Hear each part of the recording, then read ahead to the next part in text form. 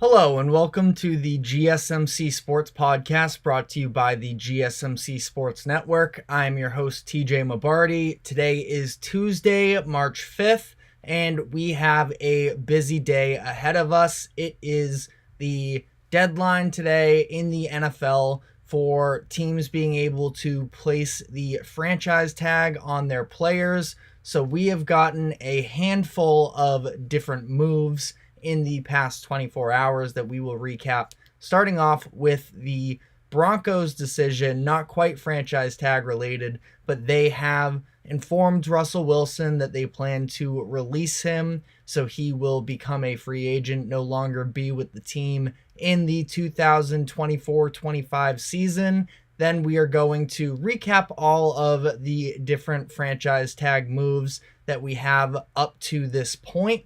And we have quite a lot of news that has been coming out throughout the day. Might even get some breaking news as we are on air. So we will be doing that before moving on to some NBA in the second half of the show, talking about the Bucks' big win over the LA Clippers, despite having both Giannis and Chris Middleton not being available. And we had Damian Lillard step up in a really big way.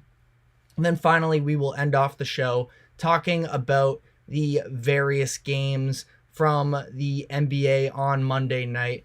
But before we get into the full show, just a reminder to like and follow wherever you may be catching us. And for any of our live viewers, if you would consider leaving a tip or donation, you can do so at gsmcpodcast.net. That is gsmcpodcast.net. It'll be streaming across the bottom ticker throughout the show. Anything is greatly appreciated. But now getting into our first segment of the day, talking about the Broncos' plans to release Russell Wilson. Yesterday, we got the news that they have informed him of the planned release. Now, he will technically be on the roster until the start of the new league year, which will be March 13th. So we are just outside of a week from now. He will officially become a free agent. Now, this is definitely an interesting decision, a little bit controversial, not all too surprising ultimately, but this does result in the Broncos having to take on $85 million in dead money over the next 2 seasons.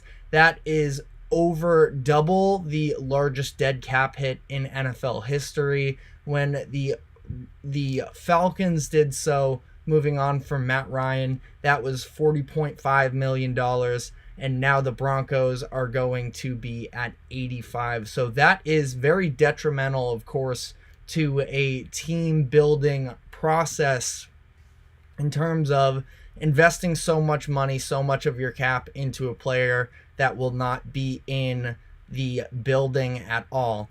And I do think that it is pretty telling that the Broncos were willing to eat this dead money, because that just shows how they felt about Russell Wilson. Now, there's a handful of different factors that play into this. It is his performance, of course, on the field, but there were a handful of various different weird stories that came out from the locker room, such as how he had his own office, and there was reportedly some sort of feeling of entitlement that didn't necessarily go all too well within the locker room. Of course, the Broncos front office definitely deserves blame as well for how this played out, especially towards the end of last season, how ugly things got there. So we will get into all of that.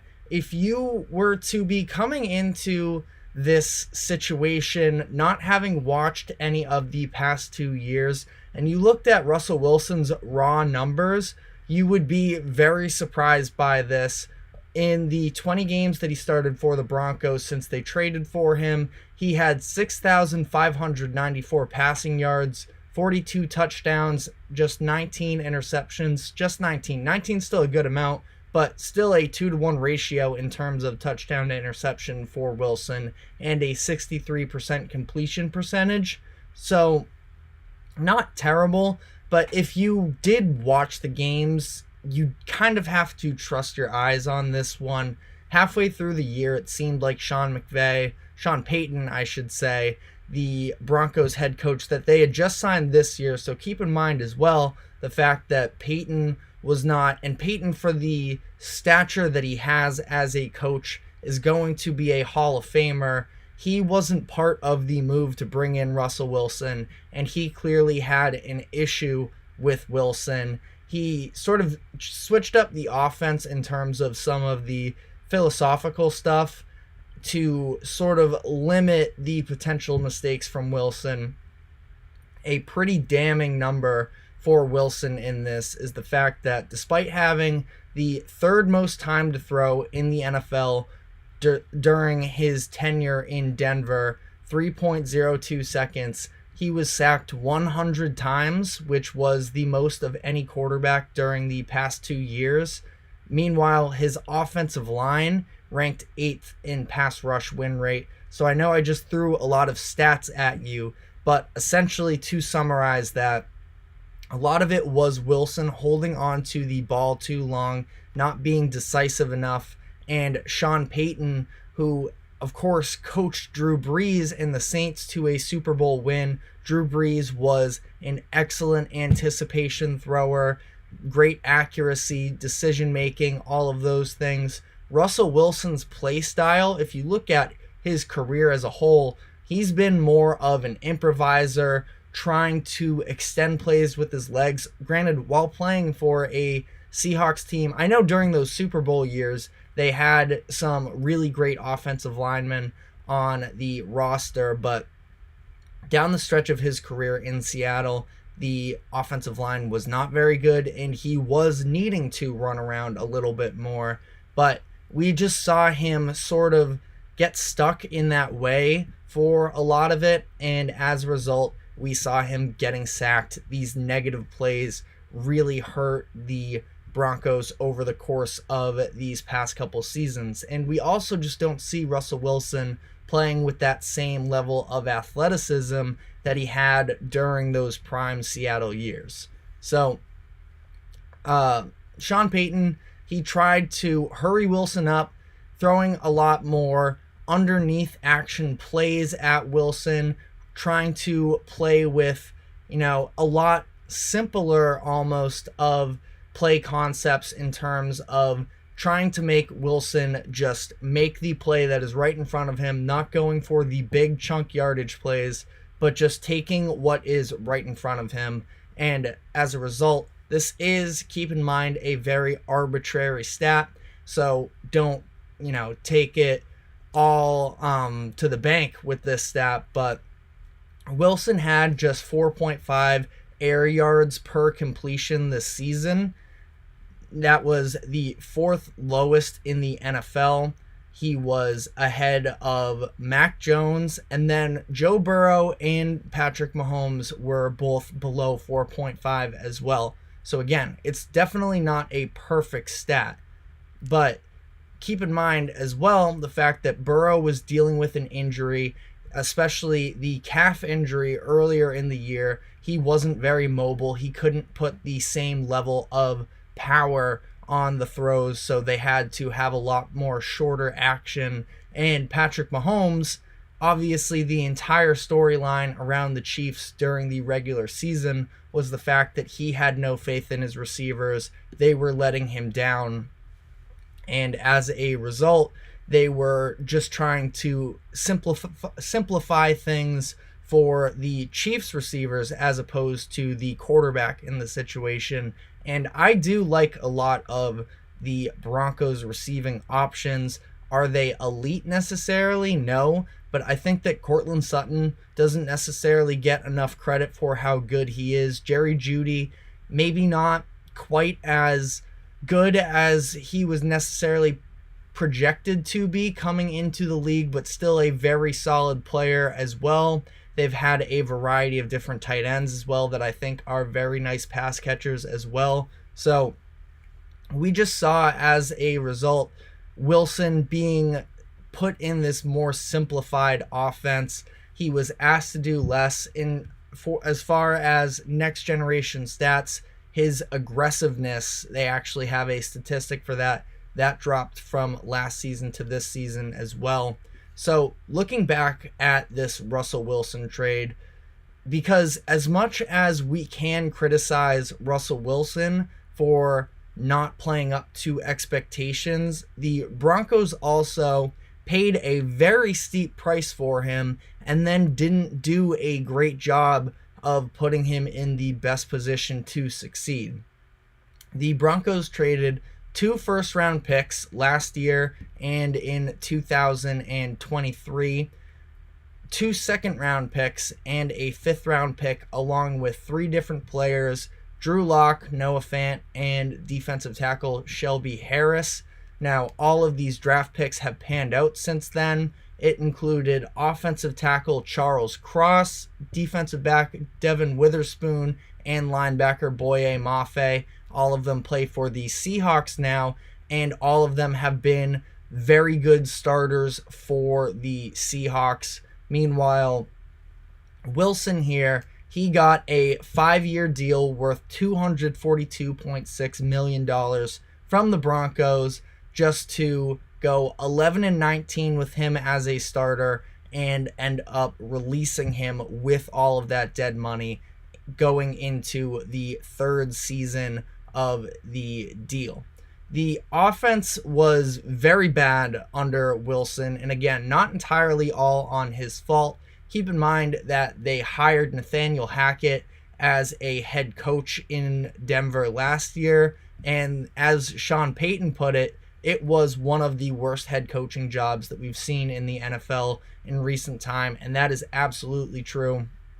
Hackett was a little bit of a disaster, just especially considering he played that primetime game against the Seahawks and was openly had no idea how to manage the clock situation. He had to bring somebody else in to help him with that. And when that all went down, even at the time, I was saying, well, that's a very bad look.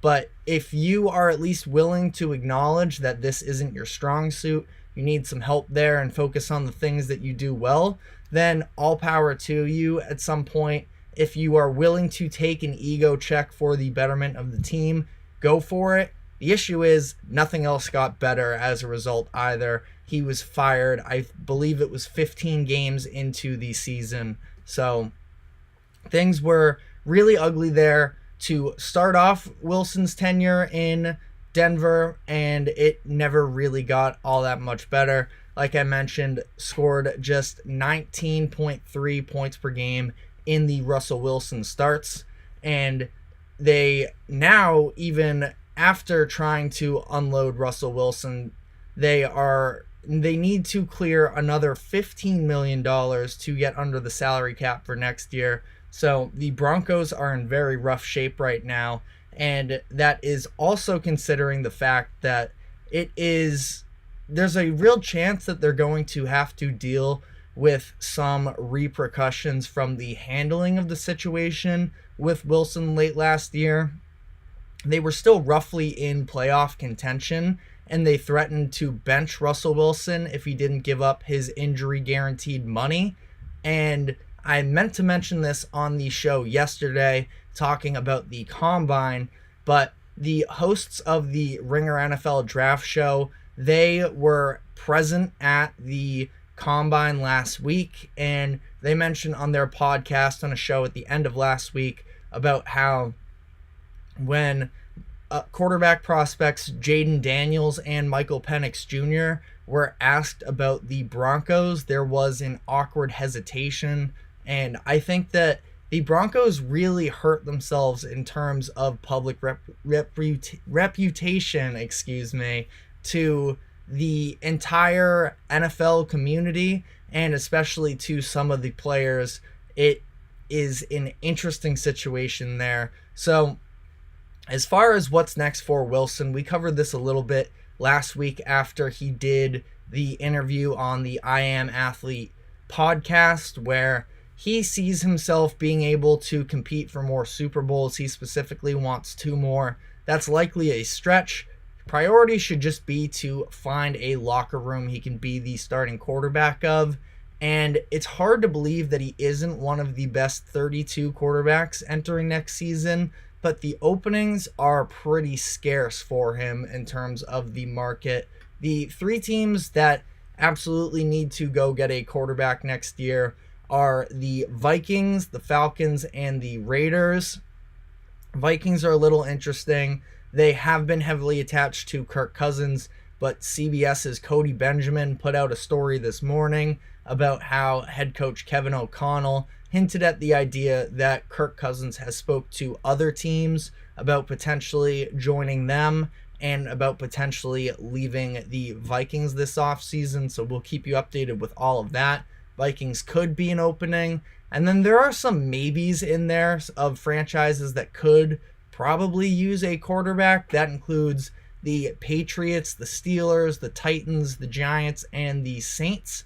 Now, a whole lot of speculation about these teams. The Patriots have the 3rd overall pick, so if they wanted to go the draft route, they have a pick in the range of one of those top-tier quarterback prospects. The Steelers have been a team that's been sort of in the media attached to potentially going after a Wilson or after a veteran quarterback, but The Athletic reported this morning that the Steelers aren't interested in signing a veteran QB. That includes Wilson, Cousins, and Baker Mayfield as well. Now, we've gotten a couple of these reports, so I think that that's the direction that I am personally headed in belief that they are going to go into next season with Kenny Pickett as their starting quarterback. And then some of these other teams, again, where the Giants signed Daniel Jones to a contract last year, I don't think it would be the worst thing maybe to bring him in as well and have him compete for the job. Saints paid Derek Carr, who had a disappointing season. The Titans, Ryan Tannehill is going to be a free agent, but he also lost his job to Will Levis that they used a high second-round draft pick on last season. So, again, none of these situations really scream this is going to be a great spot for Wilson to find a role in. I think there's a pretty good chance he could not be a starting quarterback on opening day next year. Maybe take a little bit of a Joe Flacco route and work his way back into a roster when injuries occur. I'm not sure if there's just the glaring opportunity there for him right now that would set him up in the best possible position to succeed. It's been reported that he may be willing to sign for a minimum contract, so perhaps that makes it easier for one of these teams to take a flyer on him. But I think that the whole situation has just not panned out in a very positive light for Russell Wilson, and I think that there is a chance, especially for a minimum contract, that he could potentially, have some sort of a rejuvenation. The Falcons, have talked about them plenty this offseason. I think that that should be a pretty appealing quarterback job, but I also don't think that Wilson would be the number one option for a team like the Falcons or any of these other openings. But that is, sort of where we stand as of today. Now, again, officially becomes a free agent on March 13th. Maybe we'll get some sort of momentum leading up to that. But for now, that is all we have on the subject. We are going to be taking our first break of the show. And when we come back on the other end, we will be talking some NFL free agency and the latest on the franchise tag deadline buzz. So stick with us and we will be right back. I feel like I'm losing my mind. Is everybody in the world blind? Please, Lord, give me a sign, a sign. I feel like I'm losing my mind. Is everybody in the world blind? Please, Lord, give wanna be the greatest. Everybody on the fake shit. I look around and feel like everybody is the fakest. I make this every day and I'm impatient, hoping one day I blow up from the basement. Statement, the top is so vacant. I don't hear shit that I think is amazing. Waiting for my day when I'm playing sold out shows for 1,000 faces. Hey, give me that crown, get in my way and to be put down. It ain't your place, all this my town. If I want that shit, then I'll get it right now. I'm losing it, the noose it fits, some losing shit, a stupid myth. You choose to live, or choose to dip, you choose to fight, or lose your grip and lose a gift. Oh, I feel like I'm losing my mind. Is everybody in the world blind? Please, Lord, give me a sign, a sign. I feel like I'm losing my mind. Is everybody in the world blind?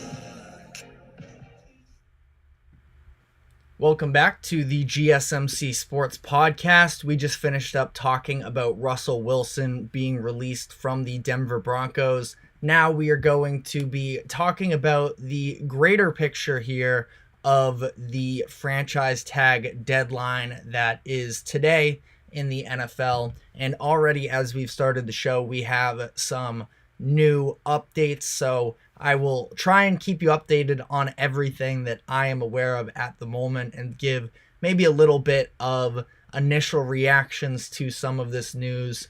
But we will start here talking about Brian Burns, who was franchise tagged by the Carolina Panthers. They did so this morning. This was an expected move. Burns just finished up his 5th season with the Carolina Panthers. They drafted him in the first round of 2019, and Burns has been a very solid player for Carolina.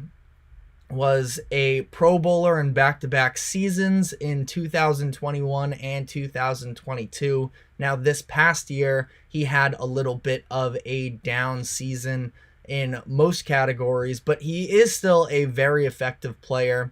It is interesting to sort of see how this will all play out because the Panthers and Burns tried to negotiate a contract last offseason, but especially coming off of Nick Bosa's record-breaking deal that he signed with the 49ers, Burns had his sights set on a higher price than the Panthers were willing to pay. Still a little bit rough on details, but Burns was looking for the upper echelon of the $20 million range, 27, 28, 29, whereas the Panthers were off significantly. They were thinking lower 20s, so they didn't end up getting a deal in place. He played out the season on his 5th-year option. And for the Panthers here, during the year, there was a reported trade offer that, again, I know sometimes these rumors can be a little bit, made up a little bit at times. There's always some sort of game that is played, I feel like, between front offices and with player agencies sometimes. You see it a ton in the NBA. NFL maybe not quite as much because I feel like a lot of the time the trade market isn't quite as, cutthroat. But it was reported that the LA Rams offered multiple first-round picks, seemingly 2, for Brian Burns from the Panthers, and they chose to say no, despite the really bad season they were having as a team, and despite Burns not being quite the same level of player that he was the years before. Again, I still don't overreact into thinking that he can't have a bounce back year again and potentially work his way onto an all-pro team. But at this point, coming into the offseason now, especially after rejecting that deal from the Rams, they had pretty much no choice but to franchise tag Burns and make sure that they get something out of him.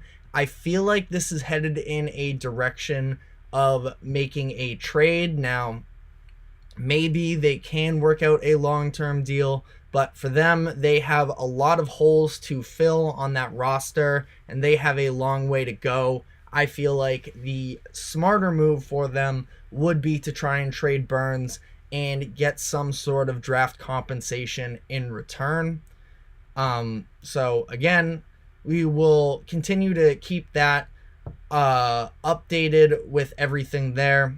Burns not necessarily locked into being a Panther for the upcoming season. The Chiefs have officially franchise tagged L'Jarius Sneed. Now, they did so on a non-exclusive tag, which means that he can negotiate with other franchises and potentially work out some sort of a situation where if they were to do a tag in trade, that he could sort of have a more of an idea, I should say, in terms of a contract extension once that trade goes through. Now, the Chiefs have talked about how they would prefer to keep Sneed for the upcoming season, but based off of their offseason needs here, a lot of defenders being upcoming free agents, Chris Jones being the most pressing one, who they have come out, Brett Veach has their general manager, and said that Chris Jones is their top priority, that Sneed may not be on the roster next year. He, in an interview with Kay Adams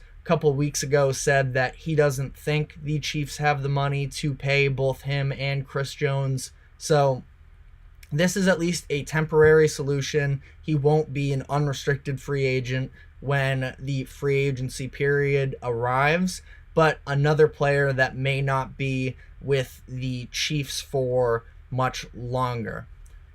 Other news that we have had come out this morning includes the Ravens franchise tagging defensive lineman Justin Madubuike.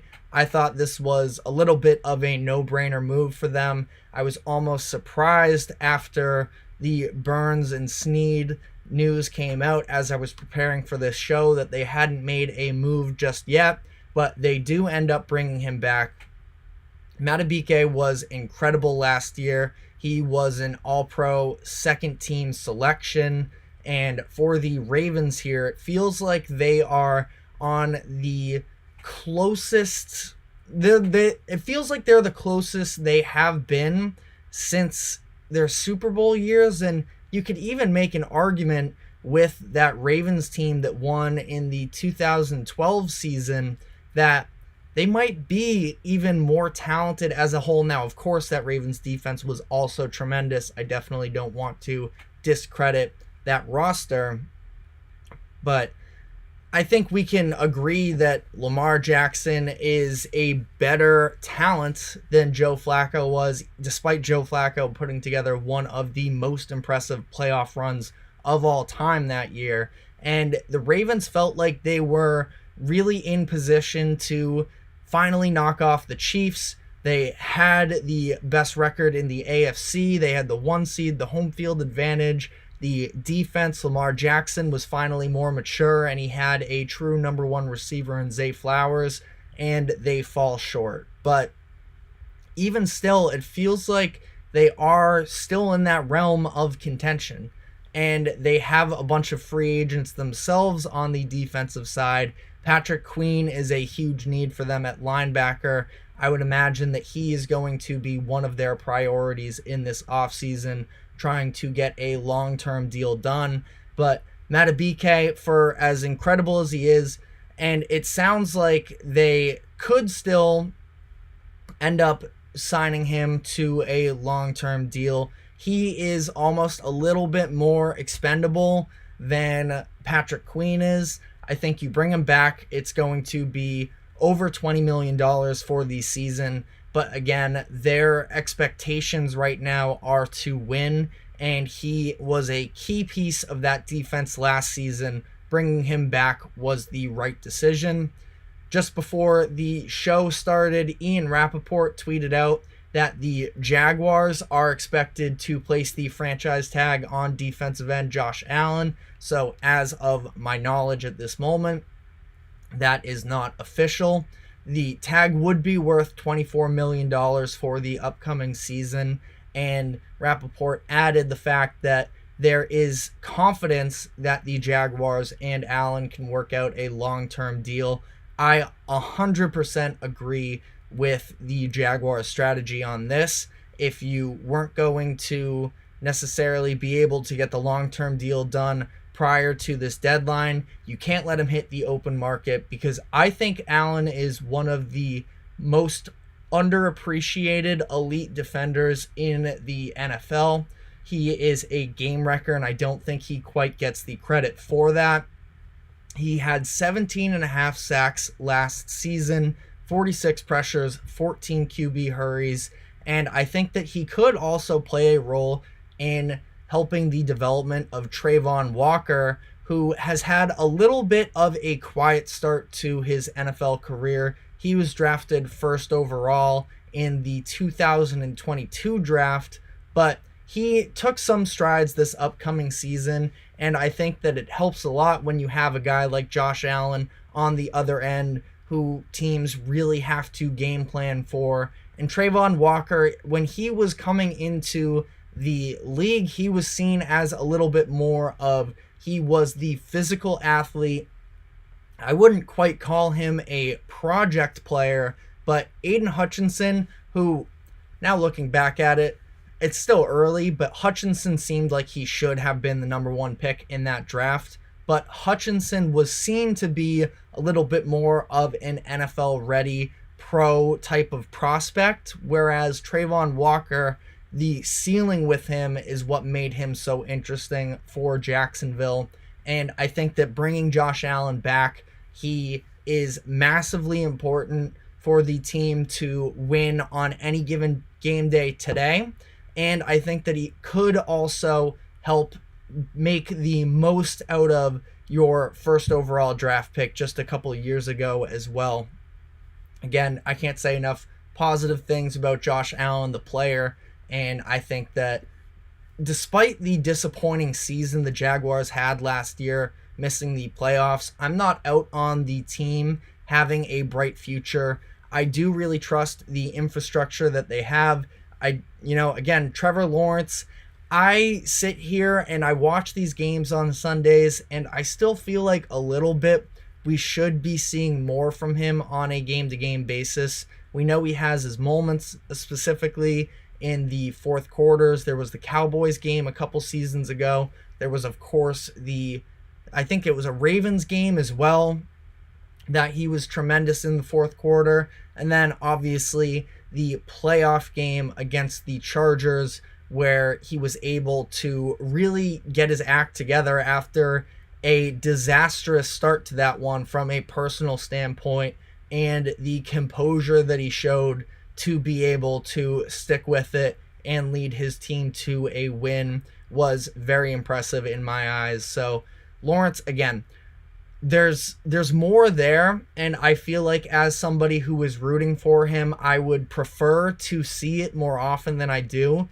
But at the same time, that doesn't mean you can just abandon the process, because I think that there is definitely something there still with him. A couple other franchise tag decisions that were made as we've been recording this show.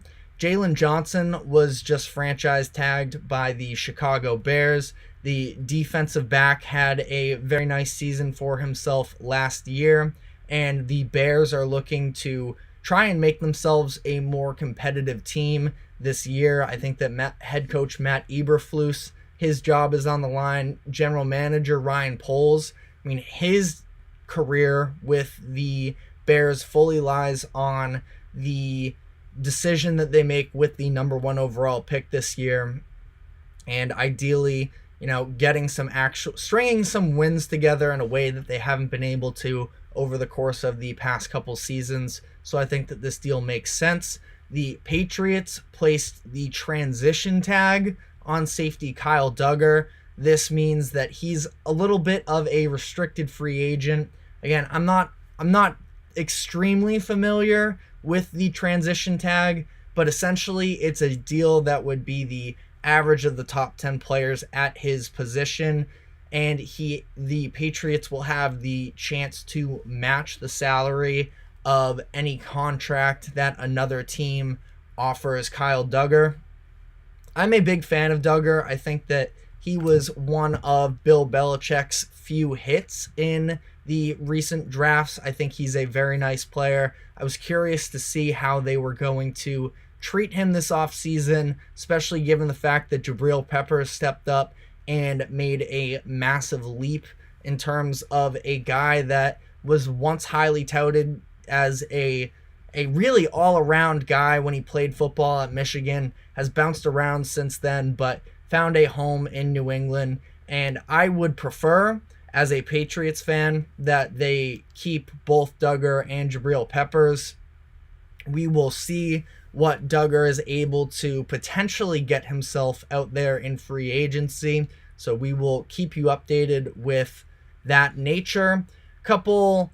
We have one specific non-move that is definitely making waves on the internet today, and that is the Giants not using the franchise tag on Saquon Barkley. This isn't really a surprise. It's been talked about for a couple weeks that there were no running backs that were expected to be franchise tagged by their rosters this season, and Barkley goes into unrestricted free agency for the first time of his career, along with a very talented running back free agency class. So it's going to be definitely interesting to see how well he fares along with his peers, because of the fact that there are as many talented guys as there are in the open market this year.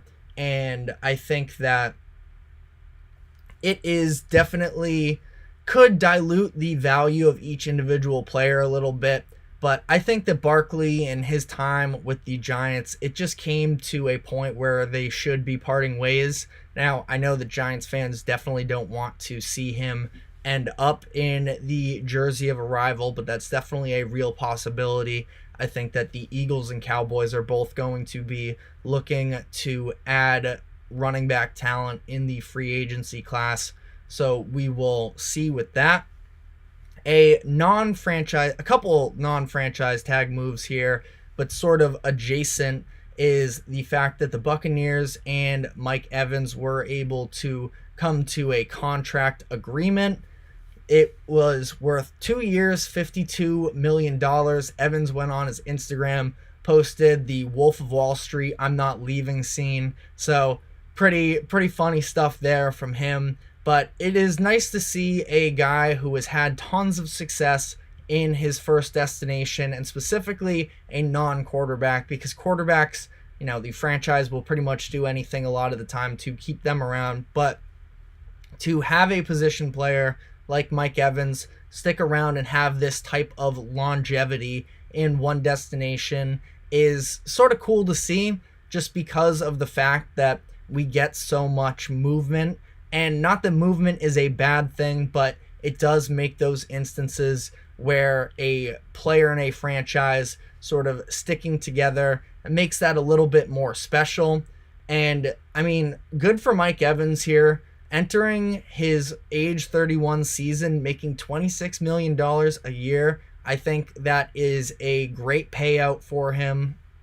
This does lead to a little bit of an interesting conversation, I should say, about Baker Mayfield and what type of contract he could potentially get from Tampa Bay or elsewhere. That's something that we will definitely be touching on as the week advances. Last couple moves here. The Texans re-signed tight end Dalton Schultz. I didn't actually realize Schultz was on just a 1-year contract with the Texans last year, but he put in a really great season, was a big-time red zone threat for rookie quarterback CJ Stroud, and I think was a very nice safety blanket type of guy for him. He gets a 3-year contract worth $36 million to stay in Houston, and notably, this contract lines up with Stroud entering the final year of his rookie contract, assuming that Houston picks up his 5th-year option. So Schultz is being brought in to continue help the development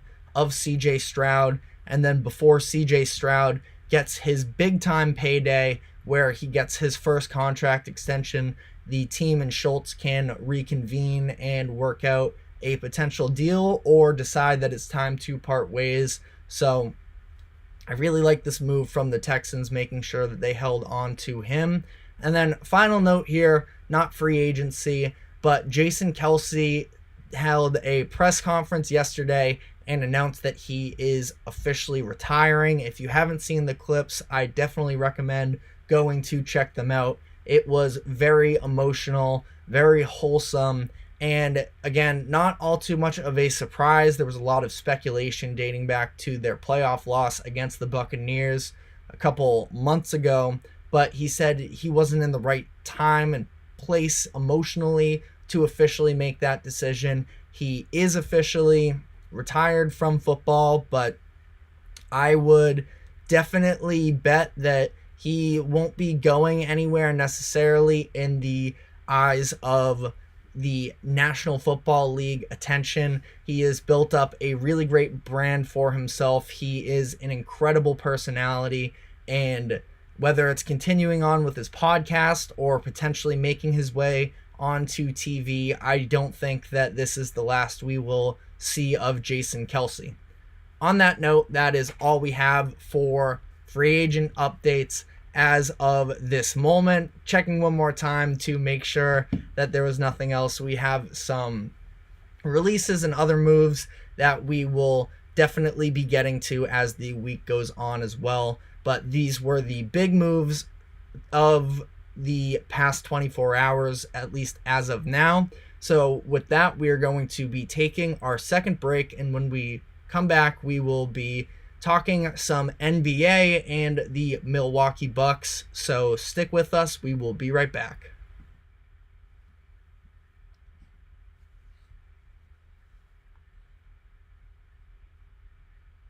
For the best and latest podcasts available anywhere, go to the podcast app on your cell phone and type in GSMC to access free content-rich podcasts on health and wellness, book reviews, sports, entertainment, relationships, social media, movies, technology, finance, and even weird news. Subscribe and download the GSMC Podcast Network's family of shows, available everywhere podcasts are found.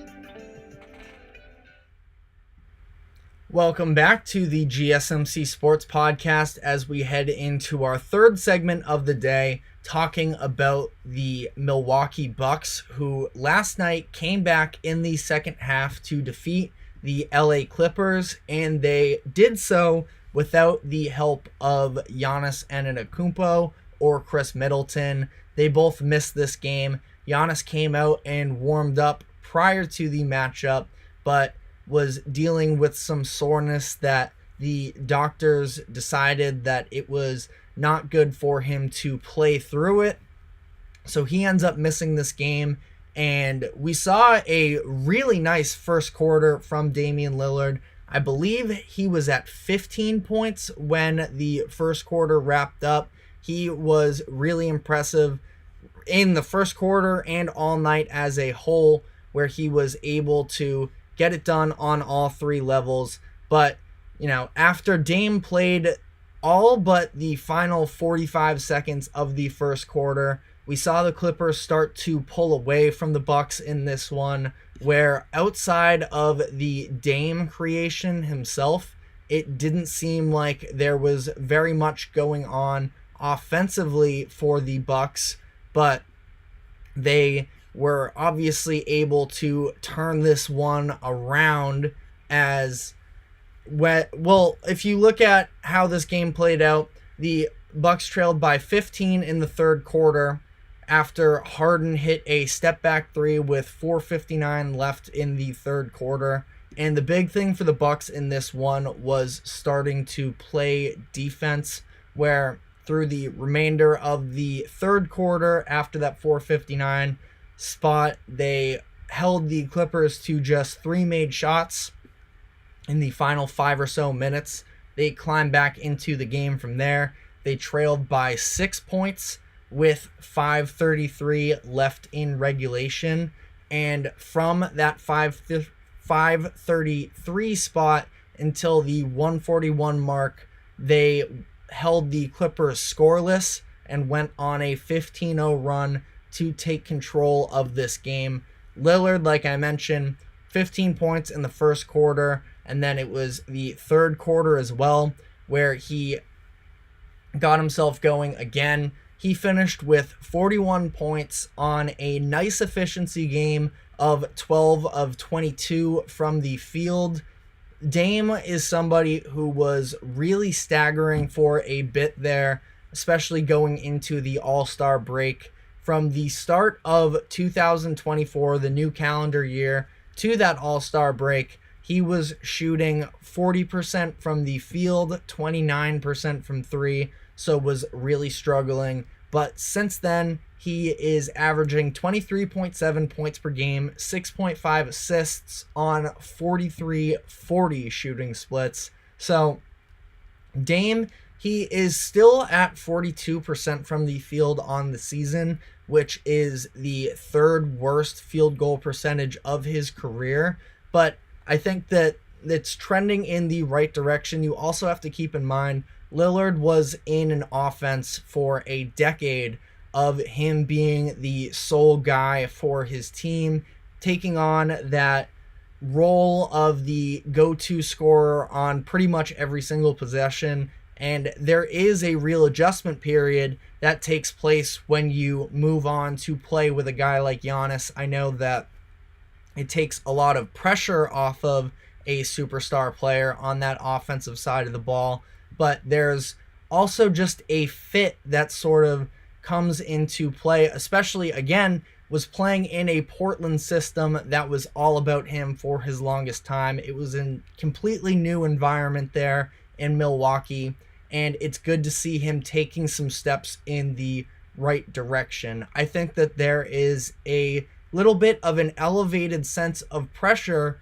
on Dame because of the fact that in that trade that Milwaukee acquired Dame, it resulted in the Celtics being able to get Drew Holiday in the open market. And maybe that's unfair for Dame, considering this is his age 33 season. He turns 34 right after the year wraps up. But the fact that their number one biggest threat in the conference was able to get your starting point guard because you wanted to go out and get the star power in Lillard, it just adds a little bit of a level of complexity to this whole situation. And I think that all of us, Dame has done nothing. I know that it can get a little bit corny sometimes, the jokes about running from the grind and all that went on during Dame's first part of his career, but there is real loyalty that he was putting into a Trailblazers organization that sort of came short in putting together a real contender around him. They had the one Western Conference Finals run, but other than that, it wasn't a completely successful experience there for Dame in Portland. And now we see him actually, of course, at advanced age is maybe a little bit much, but in the second half of the season when he's outside of his prime, I think we can say confidently, and now he has an opportunity to go out and potentially win his first ring. And like I mentioned early in this game against the Clippers, I was feeling concerned about the Bucks' ability to get looks on offense when it wasn't Lillard creating. Again, this is a game without Giannis, so maybe at that point too, like, this wasn't going to be an overreaction segment if the Bucks had lost this one to the Clippers, but the fact that they were able to pull it out was very encouraging, and they were able to do so in large part because Bobby Portis took over in this one. He came off the bench. He took 18 shots, which was second on the team. It was tied for the second most shots that he's taken in a game all season. He went 12 of 18, scored 28 points, and was really instrumental in that final stretch down the end of the fourth quarter, where with just over a minute left, the Bucks were up by 5 points. He posted up Kawhi Leonard, obviously the Kawhi Leonard, one of the generational defenders, maybe a little bit older now, but still a very solid defensive player, and he got a hook shot to go over him, and then the very next possession, after a defensive stop, He knocks down a corner three. That was the dagger under a minute left, put them up by 10 points. And he played incredible for them. That little push shot that he has was really working in this game. And I love Bobby Portis. I think the energy he brings to any given game is so much fun to watch. I think that a lot of the time it's infectious. It's no wonder why they call him the mayor of Milwaukee. And why the fans love him so much, because he's crazy. His whatever sprint that he did in one of the games, that probably only hits for a little bit of a niche category there, but he's reckless in the best way possible. And I think that he is a really crucial piece of this Milwaukee team where, listen, chances a team beats you if Bobby Portis scores 28 points is probably pretty low. He also had 16 rebounds in this game as well, so he was massive for them. This puts the Bucks now at 6-0 following the All-Star break. They are one of the 3 teams that are undefeated since the All-Star break. It is them, the Celtics, and the Nuggets. And the key for them has been on the defensive side of the ball. This is what we've been talking about with them all season long, and they are really sort of starting to get their act together on that side of the court, where they, on this 6-game win streak, are holding opponents to an average of just 98.7 points per game. That is incredible. And even when the Bucks were struggling in terms of the win-loss column under Doc Rivers, we were seeing some improvements on the defensive end. So I think that the Bucks are absolutely trending in the right direction. I thought that some interesting quotes came out, not to overreact to or anything, but Patrick Beverley has his own podcast, and he talked about a conversation he had with Damian Lillard about defense, and Dame said to him, quote, "I play defense when I have to, but I've been in situations when I ain't have to." And this is true. It's hard to imagine a situation in basketball, really, where you don't have to play defense. Now, Dame was one of the highest usage guys in the NBA as far as what he was asked to do offensively a lot of the time in Portland. So there's a little bit of a defense there, and I'm not overreacting to the quote as a whole. I think that we are yet to see Dame be a real great defender, and he doesn't even need to be a great defender. He just needs to be good enough. I think that the defense, again, is definitely moving in the right direction, but there are a lot of guards that could potentially get to the Bucks come a playoff run. Between you look at Cleveland and the way that they're powered, Jalen Brunson and the Knicks, should they ever get fully healthy, Tyrese Halliburton could make for an interesting matchup, and we saw how some of these matchups between the Bucks and the Pacers have gone. Especially a big part of that has been the fact that for a lot of the year, the Bucks' transition defense was really bad, and the Pacers like to run more than anybody else. So, again, it's not they are locked them in to the finals or anything along those lines, but I really like the way that this defense has been able to come together. I saw a tweet according to StatMuse, the lineup of Damian Lillard, Malik Beasley, Jay Crowder, Giannis, and Brook Lopez is second in defensive rating out of any lineup since Doc Rivers has taken over for the Bucks.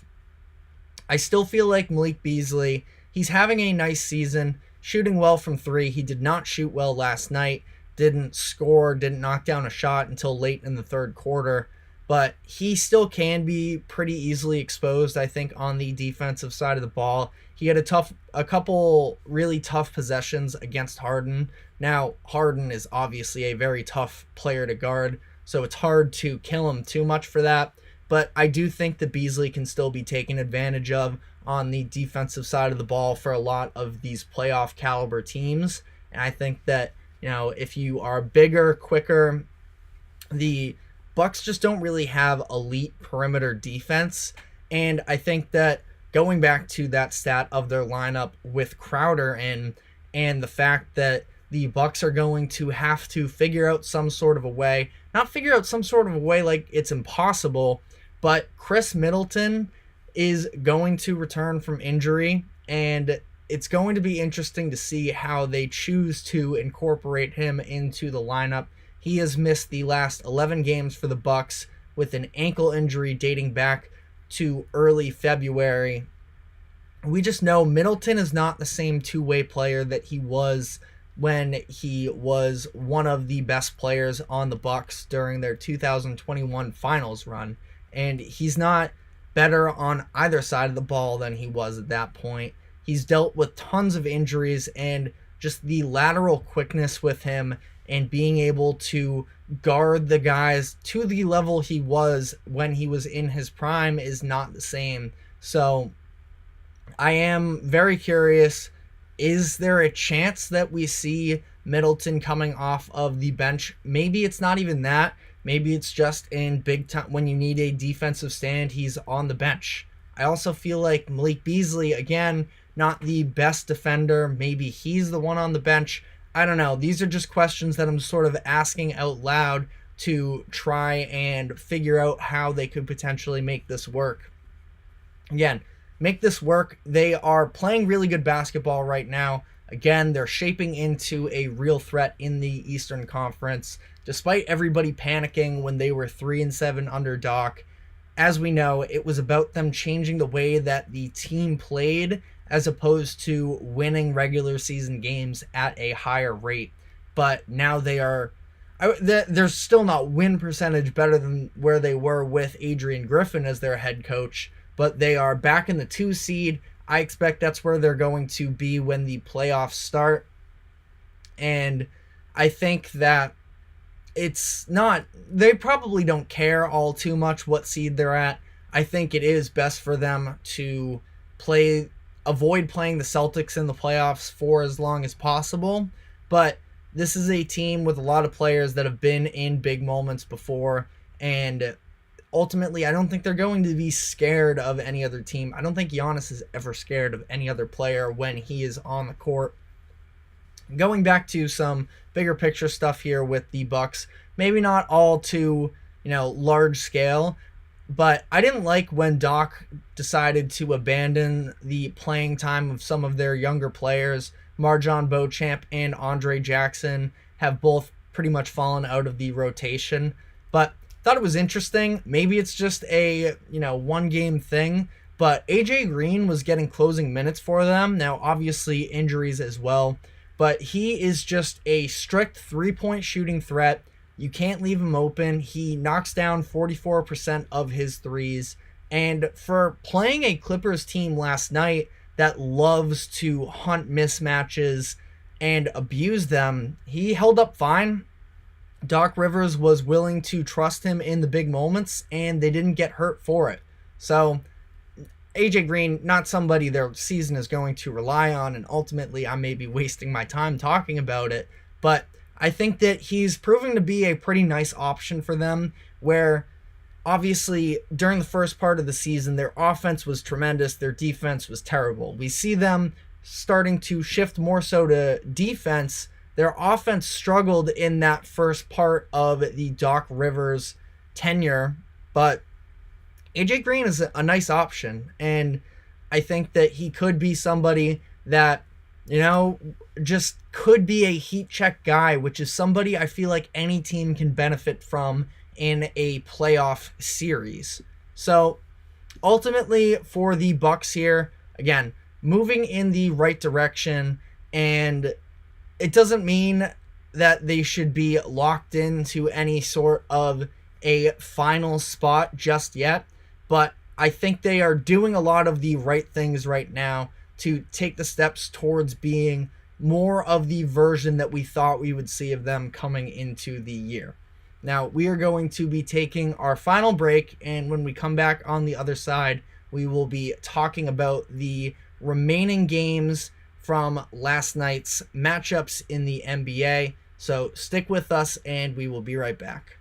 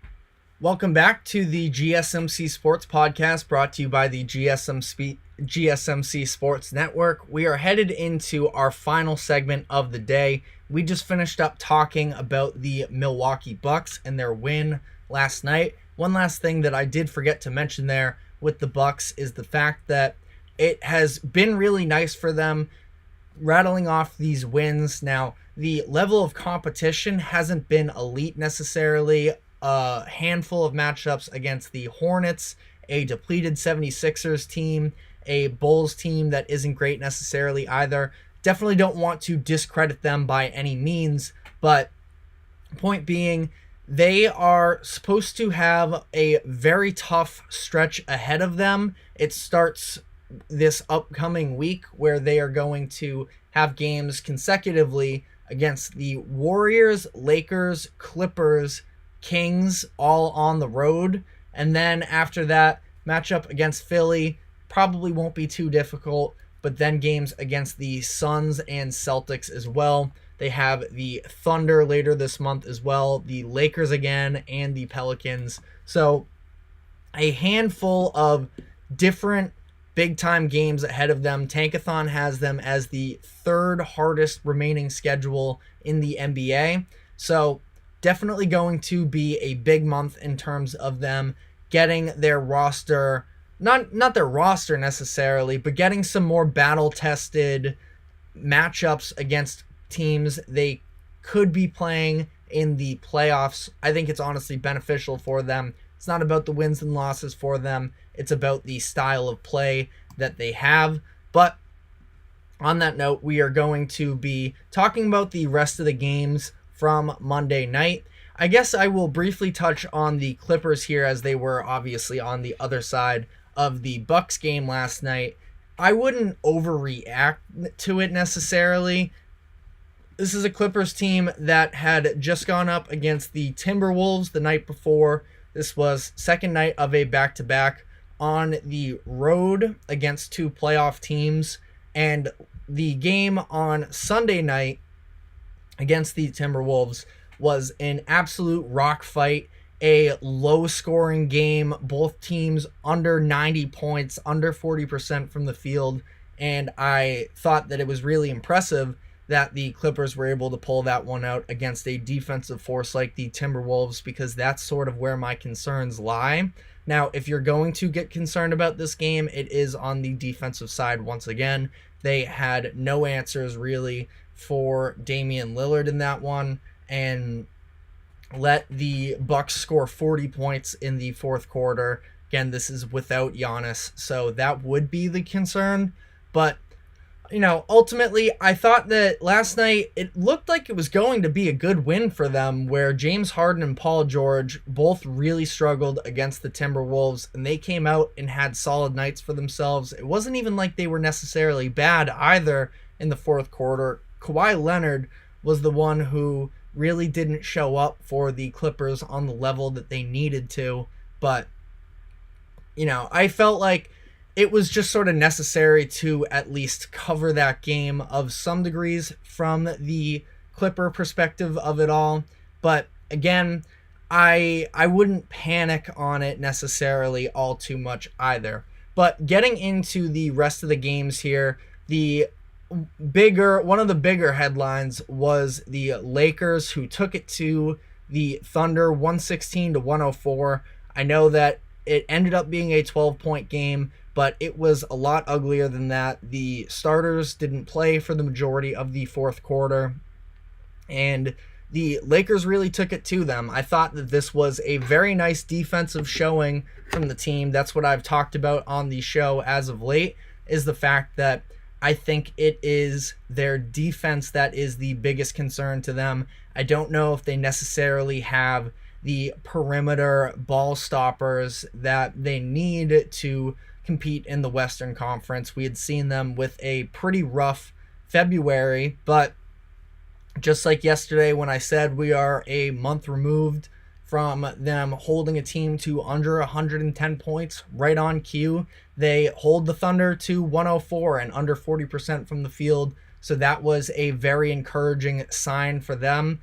I think that if you look at the Thunder side of this, the Thunder are a great team. We all know this, but the main concern with them, well, there's two things. It is the youth, which I don't think really hurts them on a traditional sense during the regular season. I think it almost makes them better. I know that last night did not go well for them, but they flashed a statistic headed into the game that they're scoring something like 129 points per game on the second night of a back-to-back. That was obviously the most in NBA history, and they don't really tire out such as that. Again, I don't think that affects them in the regular season. During the postseason, that could definitely hurt them. But the big thing for me in terms of them being a competitor is the lack of size. And it just feels like they should have tried to make some sort of move at the deadline to acquire another center.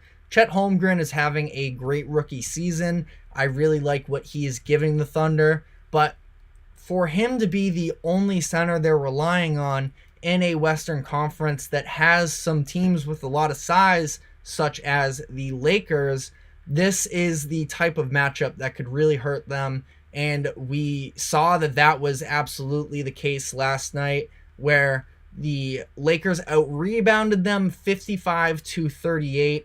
The Lakers scored 48 points in the paint. I promise you, if LeBron and AD and the rest of the guys played the entire game, we would have seen it be even more drastic. And that's sort of where my concerns with OKC lie, is I think that there are a few matchups in the Western Conference that really don't line up great for them. I think the Timberwolves is the big one. The Lakers as well. Lakers going to be a little bit more interesting. I mean, it's very possible that these two teams could match up, because I believe with this loss, this puts the Thunder as the 2 seed, and as the Timberwolves jump into number 1. Yeah. And if the Lakers make the playoffs here, they are looking at a 7th seed or an 8th seed. So this could be a first-round matchup, and we could get another showing. The Lakers just dominated a series last year against a 2-seeded Grizzlies team that had just lost Steven Adams and their size, and as a result, they were able to take advantage in the first round. That's a real possibility that a similar situation could play out like that again this year, and I think that is a real concern for the Thunder, who, again, I have yet to call them a true contender. I think they're probably a year away. They're tons of fun, but last night just was another example of the concerns I have with them not having quite the level of size. We got a handful of other really good games as well. The Chicago Bulls came back down 22 points to stun the Kings on the road in this one, where Kobe White was incredible yet again. I have really come on to Kobe White this year. I think that he's really putting a run together to make himself the favorite. I actually don't know the odds as of right now. I feel like the odds are going to be that it is Tyrese Maxey because he's a little bit of the flashier player, and the NBA prefers these award winners to be, all-star caliber talents. But Kobe White, from what he was putting out last year to this year, is really night and day. He scores 37 points in this game. DeMar DeRozan was also very impactful down the stretch in a couple different ways. I think that the Kings are another team where they're very good, but it seems like they get taken advantage of when there's size. And Sabonis is an incredible player, an all-NBA caliber player, but he just doesn't have the post defense. And last night he was also dealing with foul trouble as well. So the Bulls were specifically looking to attack him. They score 54 in the paint. And I think that, the Kings, we're just not seeing the best version of basketball from them. And it is a little bit concerning for a team that is now sitting as the 7 seed and has been dropping. I worry about them if they were to be in the play-in tournament against some of these other teams. Could be a real concern for them. But a nice win for the Bulls here that still make very little sense. The next game here that I really thought was a good matchup was the Grizzlies and the Nets. And I know that it's not the sexiest matchup in terms of playoff picture or anything like that, but I'm just addicted to the Grizzlies, I think, in terms of they just play so much harder than every other team, and they're not great, but it's really refreshing the efforts that they put in and the way that they were able to come away with this game. They were dealing with 10 injuries again. They're always dealing with injuries. They were relying on some guys that haven't necessarily gotten big-time minutes for them. Jake LaRavia, who was a first-round pick a couple of years ago, he played in just his 17th game this season, and he provided a pretty good output for them, was dealing with foul trouble early, but stuck in the game. And the Grizzlies in this game out-rebounded the Nets 50-33, which was one of the two key stats. It was also the Nets missing free throws. They were just 17 of 30 from the line. This was a really tough look, I think, for the Nets, who it's not like they have expectations necessarily. They are trying to be a play-in team, and granted, they still have no Cam Thomas in this game, no Ben Simmons, which you can never really anticipate that to be the case, but I don't know. I'm not really in on the Nets right now. I feel like they maybe could have looked to sell off a little bit more, but I also understand not having your own first-round draft pick. They are in a very tough situation to manage as a whole. So I guess that's all I have on that game. The Wizards and Jazz game went down to some clutch minutes as well.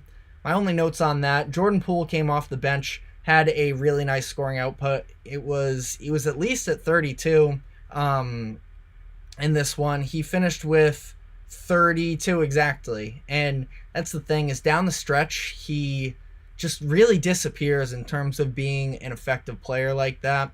And he's cool in the open court when there isn't quite as much pressure, the game's moving at a fast pace.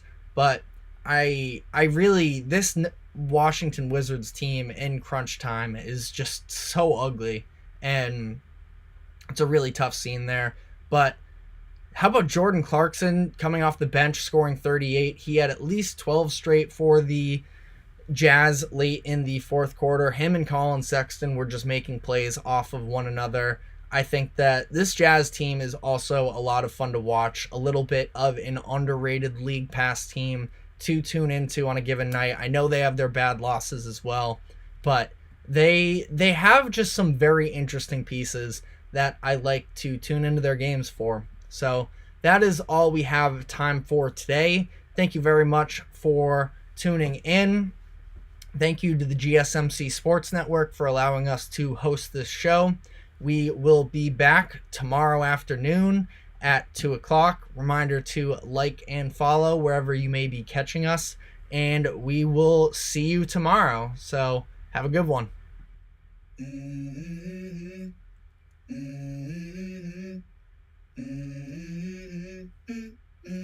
Let's go. I wake up to a little bit of drool on my pillow, feel like it's gonna be a bad day. Yeah, I'm tired of shit, and the coffee ain't hit yet, damn, ain't that great.